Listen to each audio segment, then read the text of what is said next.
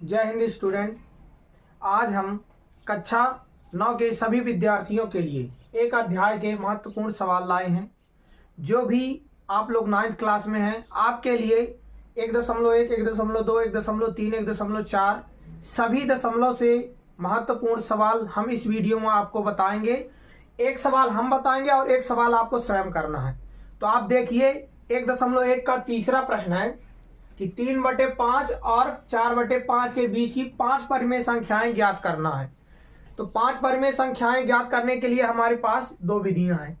पहली विधि है जिसमें होता है कि हमको एक परिमेय संख्या ज्ञात करना हो तो तब हम a+2/2 ये वाला सूत्र लगा देते हैं। लेकिन यहाँ पास दिया हुआ है हमको 5 ज्ञात करना है। 5 परिमेय संख्याएं ज्ञात करने के लिए हमें दूसरी विधि से करना पड़ेगा। तो हमको हल करना है जो आपके 9th 2024 में ये वाले सवाल भी आएंगे जो हम बता रहे हैं, क्योंकि ये सवाल महत्वपूर्ण सवाल हैं एक अध्याय कक्षा 9 के लिए। तो सवाल है 3/5 और 4/5 के बीच 5 परिमेय संख्या। इसके लिए हम क्या करेंगे, दोनों संख्याओं में लिखेंगे दोनों संख्या में 6 का गुणा करने पर। हम 6 का गुणा क्यों करेंगे, क्योंकि यहां पास दिया 5 संख्याएं ज्ञात करना है। कितनी? 5। जैसे अगर दिया होता कि 8 ज्ञात करना है तो आप कितने गुणा करते? 9 का। 5 दिया तो आप करेंगे 6 का। 7 ज्ञात करने को देता तो आप 8 का गुणा कर दे। तो गुणा करके देखते हैं। तो पहली संख्या हमारी है 3/5 गुणे 6/6।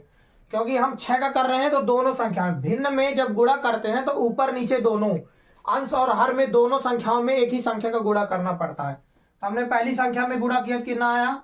36 18 और 6×5 30। दूसरी संख्या में 4/5 में गुणा किया 6/6 का, 6 चौको 24 और 6×5 30। ये आया हमारा। तो हमारी पहली संख्या है 18/30 और दूसरी है 24/30। जब हम गुणा करेंगे तो हमारी जो संख्या है, जो हर है, हर दोनों संख्या का हर सेम हो जाएगा। जैसे यहां पास 30 है तो यहां भी 30 हो जाएगा। तो अब 18/30 से 24/30 के बीच में कितनी संख्याएं हैं, अब हम लिखते हैं 18/30, 19/30, 20/30, 21/30, 22/30, 23/30 और 24/30। हमने ये क्रम से लिख दिया। तो हमको ज्ञात करना था 5 संख्याएं। तो 18 से और 24 के बीच में कितनी संख्याएं हैं? 1 2 3 4 5। तो ये हमारी 5 संख्याएं निकल आई। तो आपको लिखना है लास्ट में, अतः 19/18/30 और 24/30 के बीच 19/30, 20/30, 21/30, 22/30 और 23/30 5 परिमेय संख्या है। तो ये आपका उत्तर हो जाएगा, जो 19/30 से लेकर के 23/30 के बीच में ये संख्याएं हैं। तो आपको इसी तरह जैसे हमने 3/5 4/5 का बताया है, तो आपको 2 सवाल दे रहे हैं, आप उनका उत्तर कमेंट में वीडियो में जरूर करिए। उसके बाद हम 1.2 का सवाल जानते हैं। अगर आपको ये सवाल और अच्छे से देखना समझना है तो आप स्क्रीनशॉट मार लीजिए और इसको देख लीजिए, जब तक हम आपको इसको मिटा करके नए सवाल देते हैं इसी से रिलेटेड। इसी सवाल से रिलेटेड आपके पास सवाल है। पहला सवाल है 4/6 और 9/7 के बीच 5 संख्याएं। ये पहला संख्या 5 परिमेय संख्याएं। दूसरा सवाल है आपके पास 2/3 और 4/5 के बीच 5 परिमेय संख्या। जैसे हमने इस वाले सवाल को बताया उसी तरह सेम आपको ये दोनों सवाल करना है। इसमें 5 संख्याएं ज्ञात करना है, इसमें भी 5। तो आप एक नेक्स्ट यानी 6 का गुणा कर देंगे तो आपको इनका उत्तर मिल जाएगा। आप इन सवालों में एक चीज जरूर याद करिएगा कि इस वाले सवाल में दोनों हर जो थे सेम थे, लेकिन यहाँ पास हर सेम नहीं है। तो हमको पहली संख्या में ऐसी संख्या का गुणा करना पड़ेगा जो हर सेम लाने पड़ेंगे। तो इसका उत्तर निकालने के लिए आपको दोनों संख्याओं का हर सेम लाना पड़ेगा, तभी उत्तर निकलेगा। तो आपको ध्यान देना, जैसे यहाँ 6 है और यहाँ 7 है, तो ऐसी संख्या का आपको गुणा करना पड़ेगा कि आपके दोनों हर बराबर हो जाएं, तब जाकर के आपके 5 यानी 5 परिमेय संख्याएं निकलेंगी। तो इसमें भी आपको ध्यान देना कि इसमें 3 है और इसमें 5 है। तो ऐसी संख्या का आपको गुणा करना ही पड़ेगा जिसमें आपके हर सेम होंगे, तभी आंसर आएगा। तो आप नेक्स्ट सवाल देखिए एक अध्याय के कक्षा 9 के। अब आपको 1.3 के तीसरे प्रश्न में 3 जो सवाल दिए हैं, जिसमें प्रश्न है निम्नलिखित को P/Q के रूप में व्यक्त करना है, जहां पास P और Q एक पूर्णांक संख्या हो और तथा Q बराबर 0 कभी भी नहीं आना चाहिए। तो ये हमारे 3 सवाल हैं। हम आपको इनमें से ये वाला, सेकेंड वाला या फर्स्ट या थर्ड कोई भी बता देंगे। आपको फिर 2 आपको करना और उनके कमेंट वीडियो में डालना है आंसर करके कि आपको कैसा है। तो आपको इसमें सरल से सरल विधि आपको बताई जाएगी। हम बताते हैं सेकेंड वाला। तो सवाल है 0.47, ये सेकेंड सवाल है। इसमें जो इन सवालों के ऊपर एक रेखा लगी हुई है, तो इस रेखा का मतलब क्या होता है? ये जो रेखा है 6 के ऊपर लगी है, यहाँ पास 7 के ऊपर, यहाँ 0 0 1 के ऊपर, इसका मतलब होता है पुनरावृत्ति। यानी इस सवाल में ये जो 6 है इसकी बार बार पुनरावृत्ति होती है, बार बार यह संख्या आती है। इसमें 7 आती है, इसमें 0 0 1 आती है। हमने ले लिया ये। तो क्या करते हैं, माना कि x बराबर 0.47 है। हमने ये मान लिया अपने हल में, जैसे हमने हल स्टार्ट किया। तो माना कि x बराबर 0.7 है, ये बार बार पुनरावृत्ति होती है। तो ये हमारा x बराबर 0.47, ये हमारा हो गया पहला समीकरण। हमको पहला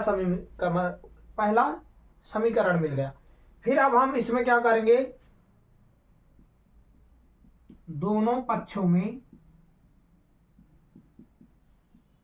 10 का गुणा करने पर, हम 10 का ही गुणा क्यों करेंगे? क्योंकि इसमें पुनरावृत्ति एक संख्या की है, एक संख्या की है तो 10 का, इसमें एक संख्या की है तो 10 का, इसमें 3 संख्या की पुनरावृत्ति है तो 100 का गुणा करेंगे।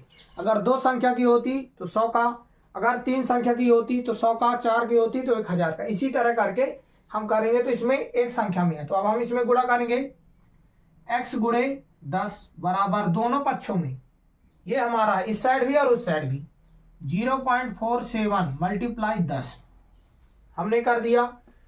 तो इसमें गुणा करें तो यहाँ आ गया हमारा 10x बराबर, इसमें आ गया ये 0.1 आगे चला गया तो पहुंच गया 4.7। ये पुनरावृत्ति लगी हुई है।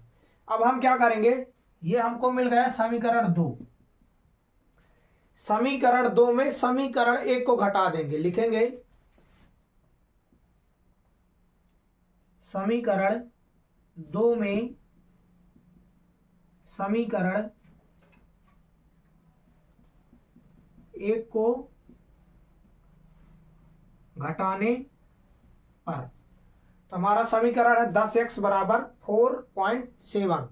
तो घटा देते हैं 10x माइनस x, हमने बराबर की इस साइड वाली संख्या में बराबर को इस साइड को घटा दिया, बराबर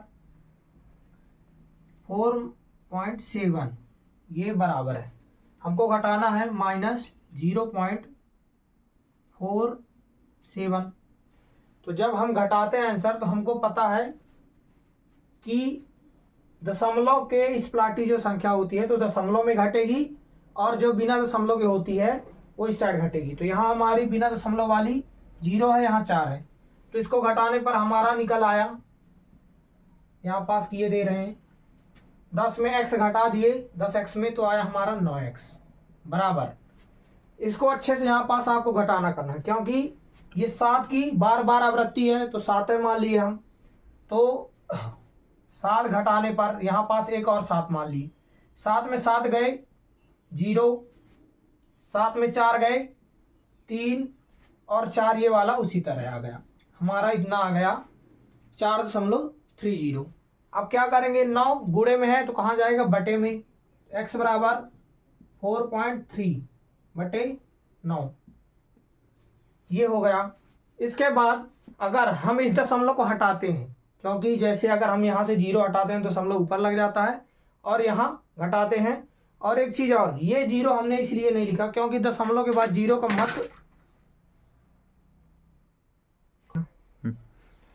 जैसे हमने यहाँ पास घटाया, 7 में 7 घटा दिया 0, 7 में 4 घटा दिया 3, और दशमलव की इस प्लाटी 4 में 0 जाएंगे 4 ही आएगा। लेकिन आपको ये याद रखना, जैसे हम यहाँ पास 0 नहीं लिखते हैं तो दशमलव के बाद 0 का महत्व उतना नहीं होता, क्योंकि दशमलव के अगर इस साइड होता 0 तो महत्व होता, इसलिए हमने हटा दिया 0। उसके बाद 9 गुणे में है तो गया बटे में। अब यहाँ से ये वाला दशमलव हटा, हमारा जो बीच में लगा 4.3 के दशमलव हटा, तो ये क्या होता है 4.3 हो जाएगा, और यहाँ पास 0 आ जाएगा, क्योंकि दशमलव के हटने के बाद हम नीचे वाली हर में एक 0 लगाते हैं, और हमारा आंसर भी यही है। तो ये हमारा आंसर आ गया 43/90। इसी तरह आपको फर्स्ट वाला करना है और सेकंड करना। पहले सबसे पहले समीकरण 1 निकालना है, फिर दोनों पक्षों में गुणा कर देना है तो समीकरण 2 मिल जाएगा, फिर समीकरण 2 में 1 को घटा देना तो हमको ये मिल जाएगा, फिर इसको बटे में ले जाना है तो वो हमारा आंसर आ जाएगा। अगर ये संख्या कटे तो काट दीजिए, क्योंकि 43 अभाज्य है, वो किसी से नहीं कटती, तो यही हमारा उत्तर होगा। तो आप इसका स्क्रीनशॉट मान लीजिए और अपने पास रख लीजिए। इसके बाद हम आपको 1.4 का नेक्स्ट सवाल बताते हैं, और उसके बाद 1.5 का। अब आपको 1.4 के जो महत्वपूर्ण सवाल है वो बताएंगे। प्रश्न दूसरा है, निम्नलिखित व्यंजकों में से प्रत्येक को सरल कीजिए। आपको इनको सरल करना है और इनका आंसर बताना है। पहला सवाल है 3 + √3 कोष्टक कोष्टक 2 + √2 कोष्टक बंद। फिर दूसरा सवाल है कोष्टक 3 + √3 कोष्टक बंद, फिर इंटू कोष्टक स्टार्ट 3 - √3 कोष्टक बंद। फिर इसी तरह है तीसरा प्रश्न, कोष्टक √5 + √2 कोष्टक बंद स्क्वायर। चौथा है √5 - √2 कोष्टक बंद, फिर कोष्टक चालू √5 + √2 कोष्टक बंद।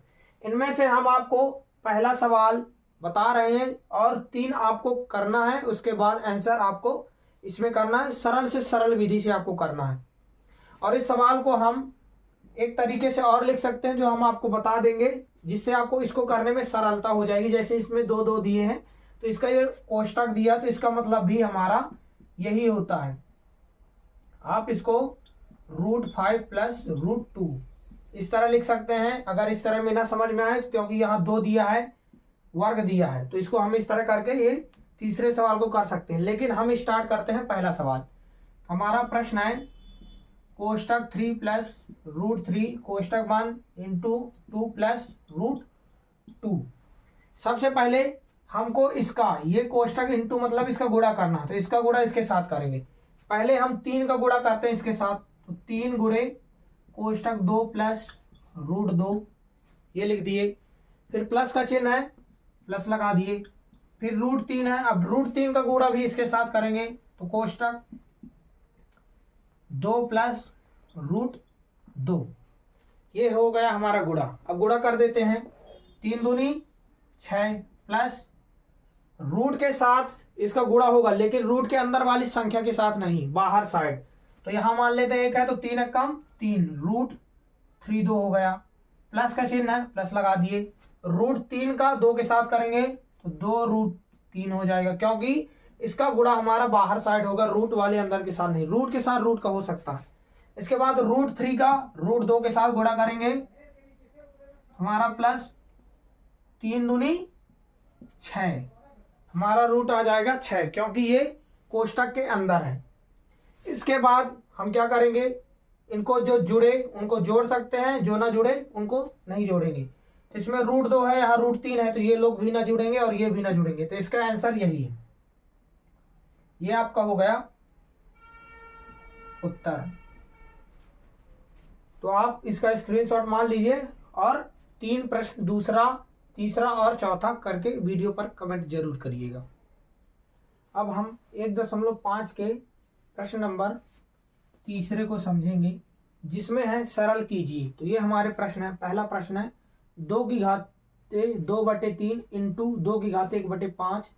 दूसरा है 1/3 की घाते 3 कोष्टक 7। तीसरा है 11 की घाते 1/2 बटे 11 की घाते 1/4। चौथा है 7 की घाते 1/2 इंटू 8 की घाते 1/2। इनमें हमारे सूत्र दिए हुए हैं कि जब कोष्टक में गुणे में हो तो घातें जुड़ती हैं, और इस तरह बटे में हो तो इसको आगे हम घात को ऊपर ले जाएंगे, फिर उसके बाद गुणा होगा। इसमें घात अगर भाग में है, आधार क्या है, आधार भाग में है, तो इसको घटा देंगे, घातों को घटाएंगे। इसमें अगर घात सेम है, आधार अलग अलग है, तो आधार का गुणा हो जाएगा। तो ये सारी चीज, पहला प्रश्न हम हल करते हैं। 2 की घाते 2/3 गुणे 2 की घाते 1/5। इसमें आधार सेम है लेकिन घात क्या है, अलग अलग है, तो जोड़ेंगी। तो 2 हमने सेम ले लिया, कोष्टक 2/3 प्लस 1/5। एलसीएम लेने पर हमारा आया 2 कोष्टक 15, 3 बचे 15, यानी 2 गुणे 10 प्लस 1 गुणे 3। एलसीएम लेने पर हमारा आया 2 की घाते 10 प्लस 3 बराबर हमारा आंसर निकला 2 की घाते 13/15। ये हो गया जब आधार सेम हो और घात अलग हो तो घातों को जोड़ा जाता है। दूसरा प्रश्न है 1/3 की घाते 3 कोष्टक 7। इसमें क्या करेंगे, आगे हम इस घात को चेंज करेंगे। तो ये हमारा बटे में है तो ऊपर जाएगा तो हो जाएगा 3 की घाते -3, क्योंकि ये हमारा माइनस में था तो इसको बटे में लाने पर प्लस में हो जाता है, और इसको जब हम वापिस उसी स्थिति में ले जाते हैं तो ये माइनस हो जाता है, गुणे 7। कोष्टक में हो और घात अलग अलग हो, आधार एक हो, तो डायरेक्ट घातों का गुणा हो जाता है। 3 सते 21, तो 3 की घाते -21। ये हमारा उत्तर हो गया इसका दूसरे सवाल का। तीसरा सवाल है 11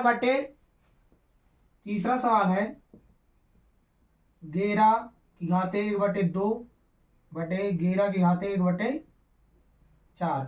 इसमें भी आधार सेम है तो हम क्या करेंगे, घातों को घटाएंगे, क्योंकि आधार इसमें भाग में है। यहाँ पास गुणे में थे तो जोड़े हैं, और भाग में है तो घटाएंगे। तो ले लिए 11, आधार सेम ले लिए हमने, और घातों को 1/2 माइनस 1/4 घटा दिया। एलसीएम लेने पर कोष्टक आया 4, 2 दूनी 4, 2 - 1 बराबर 1/4। ये हमारा आधार सेम रहेगा, 11 घाते 1/4 आ गया। तीसरा प्रश्न हो गया। चौथा प्रश्न है 7 की घाते 1/2 इंटू 7 की घाते 1/2 इंटू 8 की घाते 1/2। इसमें क्या करेंगे, घात सेम है तो आधार का गुणा कर देंगे। तो आधार 7 है और 8 है, गुणे में है, गुणा कर देंगे। 7 × 8 = 56, घात सेम है तो 1/2 हो जाएगी। ये हो गया उत्तर चौथे का, ये हो गया उत्तर तीसरे का, और ये हो गया दूसरे का, और ये हो गया हमारा पहले का।